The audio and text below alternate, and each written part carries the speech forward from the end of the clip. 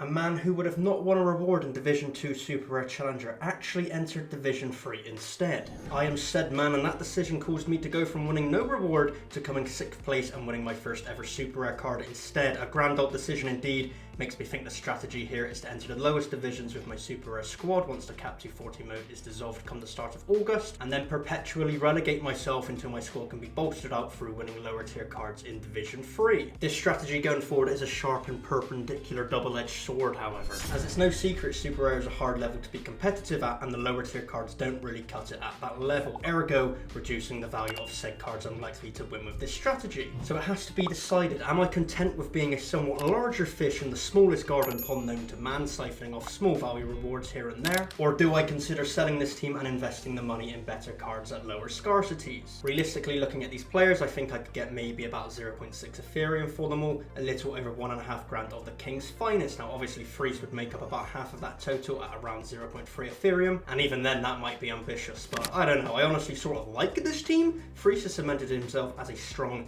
MLS starter in net, hopefully for years to come as well, considering his young age as a goalkeeper. And that solves a bulk of the problems when considering moving into the Super Rare scarcity, the expense behind potentially replacing or adding a goalkeeping option. And in theory, Sorare should be all about trying to go up the scarcities and expanding and growing your club. I mean, it's not. Super Rare is a pretty fucking dead level, but I'm not quite ready to let go of the dream of competing there just yet. Looking at other rewards, and a decent performance in Cap 240 Rare as well as in-season Challenger Limited allowed me to further expand my Sorare empire with 15 quid. And then the Super Rare reward itself was a familiar face in Austin FC midfielder Alex Ring, and you have to say for a tier 5 it's not the worst possible outcome. He does only have 6 months left on his deal at Austin FC, but at this current snapshot in time he is starting almost every game for them, even if his SO5 scores do leave a lot to be desired. A welcome backup option in the squad, pairing nicely with my in-season Sebastian Driussi card. And speaking of Driussi, what the fuck is he doing here? If you grab an opponent by the throat, you're gonna have a bad time. What makes this even more of a bad time is that Driussi was in every single one of my cap teams for game week 493. In fact, since the moment I splashed the cash on a Super Rare card,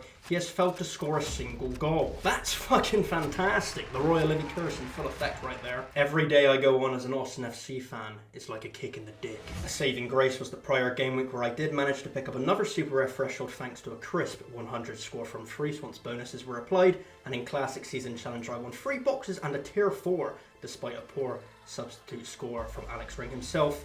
Here joining my account was another NYCFC stalwart in the form of Keaton Parks, a player worth about £1.20. I guess every little helps is the motto we need to live by here. We then finished off one of the final weekends for the month of July with an MLS-centric themed game week. As you can tell, my account heavily relies on MLS players during this time of year. And we managed to take home some cold hard cash money to the fine tune of $22 thanks to a strong performance from Gazdag. He netted a hat-trick in my in-season challenger team to secure $5 there, as well as Cap 240 successes in both rare and limited thanks to a strong SoFi performance from Diego Fagundes, with his assist carrying me through in both, including an infamous 4-man threshold at the limited level. Giveaway results for the month of June then: 57 of you beat me in the England v Switzerland Rivals match, with 46 of you following the correct criteria to be entered into the draw. 3 rewards up for grabs here: £10, £5 and a full Rincho limited card in that order. So we're gonna spin the wheel,